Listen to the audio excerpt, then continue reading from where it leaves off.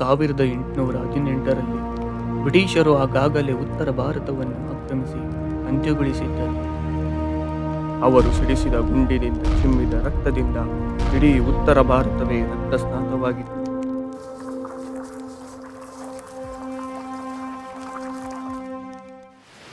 ಆ ಸಮಯದಲ್ಲಿ ಅವರ ದೃಷ್ಟಿಯು ಸರ್ವ ಸಂಪತ್ತು, ಜಲ, ಕಾಡು, ಹಚ್ಚ ಹಸಿರಿನಿಂದ ಕಂಗೊಳಿಸುತ್ತಿದ್ದ ನಮ್ಮ ಕರ್ನಾಟಕದ ಮೇಲಿನ್ನೂ ಬಿದ್ದಿರಲಿಲ್ಲ.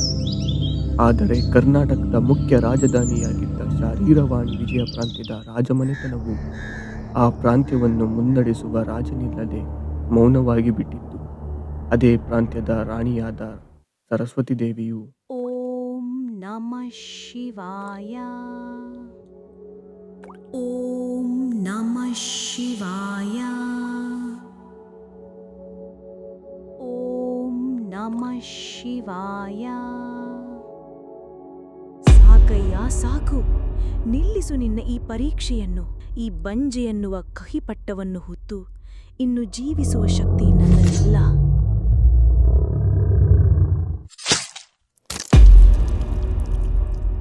ಈ ನಿನ್ನ ಪಾದದಡಿಯಲ್ಲಿ ಇರುವ ನನ್ನೀ ರಕ್ತದ ತನುವು ಆರುವ ಅಷ್ಟರಲ್ಲಿ ನಾನು ಗರ್ಭವತಿಯಾಗದಿದ್ದರೆ ನನ್ನೀ ಶಿರವನ್ನು ಸ್ವೇಚ್ಛೆಯಿಂದ ನಿನಗೆ ಅರ್ಪಿಸುವೆ.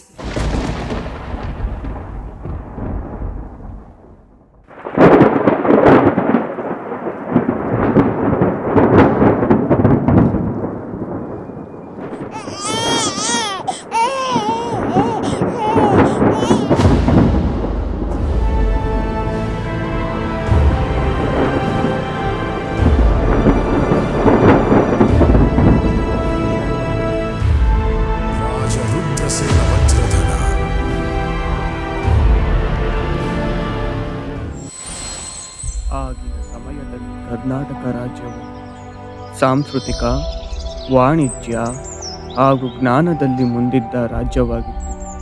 ಆದರೆ ಅದೇ ಜ್ಞಾನವು ಮುಂದಿನ ಘೋರ ಸಮರಕ್ಕೆ ನಾಂದಿಯಾಗುವುದೆಂದು ನಮ್ಮೆಲ್ಲರ ಕಲ್ಪನೆ ದೃಷ್ಟಿಗೂ ಬರಲು ಸಾಧ್ಯವಿಲ್ಲ. 4 ವೇದ ಹಾಗೂ ವ್ಯಾಸಗಳಲ್ಲಿ ನಿಸ್ಸೀಮರಾಗಿದ್ದ ಇಲ್ಲಿನ ಆಚಾರ್ಯರು, ಪಂಡಿತರು, ಶ್ರೋತ್ರಿಯರು, ಇವರ ಸಾಧನದಿಂದ ಜ್ಞಾನ ಮೂವರು ಎಂಬ ಬಿರುದನ್ನು ಪಡೆದಿದ್ದ ಇವರು ಒಂದು ಮಹಾಕಾರ್ಯಕ್ಕೆ ಸಿದ್ಧರಾಗುತ್ತಾರೆ. ಕಥಾ ಪುಸ್ತಕವನ್ನು ನಿರ್ಮಿಸಿ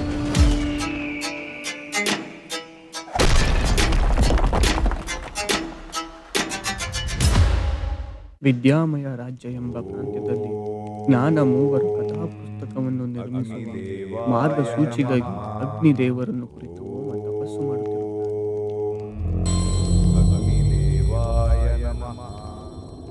ಪ್ರಣಾಮಗಳು ಅಗ್ನಿದೇವ. ಜ್ಞಾನ ಮೂವರೇ, ಕೇಳಿ ನಿಮಗೇನು ವರಬೇಕು? ನಾಮತರತ್ವಂ ಜ್ಞಾನವನ್ನು ಸಂಪಾದಿಸುವ ಮಾರ್ಗಸೂಚಿಯನ್ನು ಪ್ರತಿಪಾದಿಸು ತಂದೆ. ನಾಮತರತ್ವಂ ಜ್ಞಾನವನ್ನು ಸಂಪಾದಿಸುವ ಮೊದಲು ನೀವು ತ್ರಿನೇತ್ರ ಜ್ಞಾನವನ್ನು ಸಂಪಾದಿಸಬೇಕು. ನಾಮಶೂನ್ಯ ಜ್ಞಾನ, ಜೀವಘಾತ ಜ್ಞಾನ, ಸಂಯೋಗ್ಯ ಜ್ಞಾನ ಇವುಗಳನ್ನು ಕೋರಿ ಜ್ಞಾನ ತ್ರಿನೇತ್ರರನ್ನು ಕುರಿತು ಘೋರ ತಪಸ್ಸು ಮಾಡಿದರೆ ಅವಶ್ಯವಾಗಿ ನಿಮಗೆ ನಾಮತರತ್ವಂ ಜ್ಞಾನವನ್ನು ಸಂಪಾದಿಸಬಹುದು.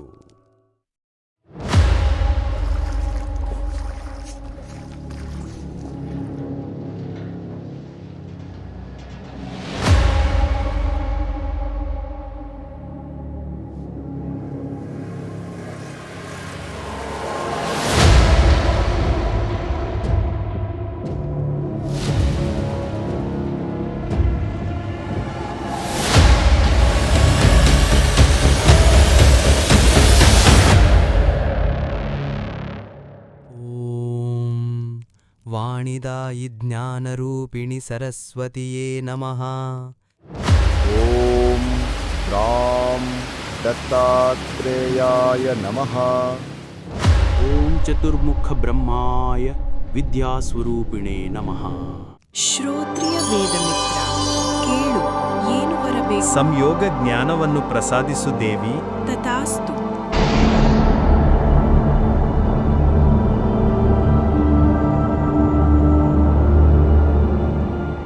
ಆಚಾರ್ಯ ಅನಂತ ವಿಕ್ರಮ, ಕೇಳು, ಏನು ವರಬೇಕು? ನಾಮಶೂನ್ಯ ಜ್ಞಾನವನ್ನು ಪ್ರಸಾದಿಸು ತಂದೆ. ತಥಾಸ್ತು.